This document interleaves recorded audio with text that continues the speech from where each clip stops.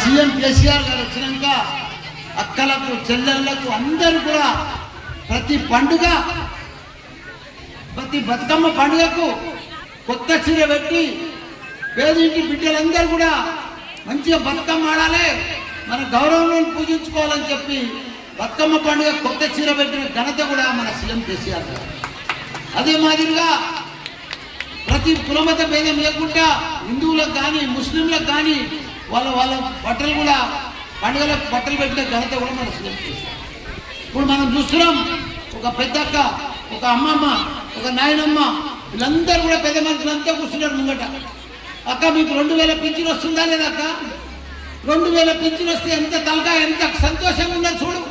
అంతకుముందు 200 వస్తుండే. మన సీఎం కేసీఆర్ వచ్చినాక ఏమొస్తుంది అంటే మన అక్కలకు 2016 రూపాయలు పింఛన్ వస్తుంది. ఇవాళ ఎంత ధైర్యంగా ఉన్నది అక్క కూడా, ఎంత ధైర్యంగా తలకాయ ఉంటుంది.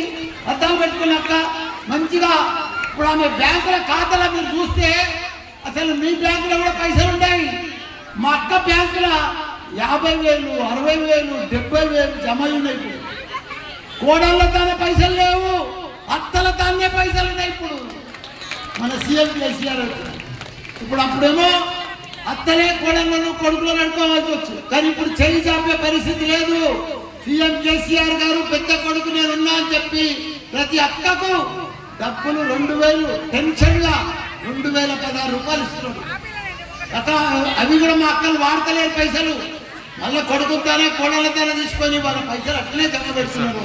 మమ్మరాళ్ళకు పెళ్లిళ్ళకు కానీ వాళ్ళకి మంచిగా చాక్లెట్లకు కానీ ఏదైనా బట్టలు కానీ ఇప్పిస్తానని పెట్టుకుంటున్నారు మా అక్క. ఒక ధైర్యం వచ్చింది కేసీఆర్ వచ్చినాక. నా పెద్ద కొడుకున్నాడు కేసీఆర్, సొంతం కొడుకుంటే కూడా నెలకు 2,000 ఇయ్యాడు, నా కేసీఆర్ నెలకు 2,000 ఇస్తాడని చెప్పి వాళ్ళకు ఒక ధైర్యం వచ్చింది. అదే మాదిరిగా ఒక బిడ్డ పెద్దగా పెళ్లికి వస్తే నేనున్నానని చెప్పి ఒక మేనమామ లెక్క 1,116 రూపాయలు పెళ్లి కట్టడం కూడా ఇస్తున్న ఘనత మన సీఎం కేసీఆర్ కదా. కళ్యాణ అంతకుముందు ఉండేనా ఇవన్నీ? కళ్యాణ లక్ష్మి ఉండేనా? ఆసన పింఛన్లు ఉండేనా?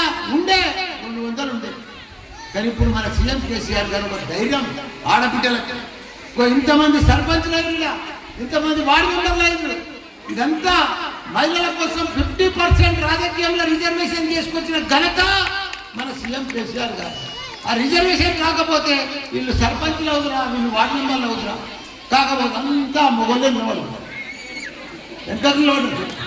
ఇప్పుడు వెనక పెంచి అంతా మొగోళ్ళు అయిపోయి, మొగలు పెంచి అంతా ఆడలు అయిపోయి. ఇదంతా ఎవరు తీసుకొచ్చారు? సీఎం కేసీఆర్. ప్రతి ఆడబిడ్డ ముఖంలో మంచిగా నవ్వు రావాలి, మంచిగా సంతోషంగా ఉండాలి, మంచిగా అందరి లెక్క గొప్పల లెక్కనే ఉండాలని చెప్పి తీసుకొచ్చిన ఘనత. ఇప్పుడు మన అమ్మాయిలకు గురుకుల పాఠశాలను తీసుకొచ్చారు. ఒక్కొక్కరు వెనుక 1,20,000 రూపాయలు ఖర్చు పెడుతున్నాడు. ఇంగ్లీష్ మీడియం ప్రతి ఆటలు కానీ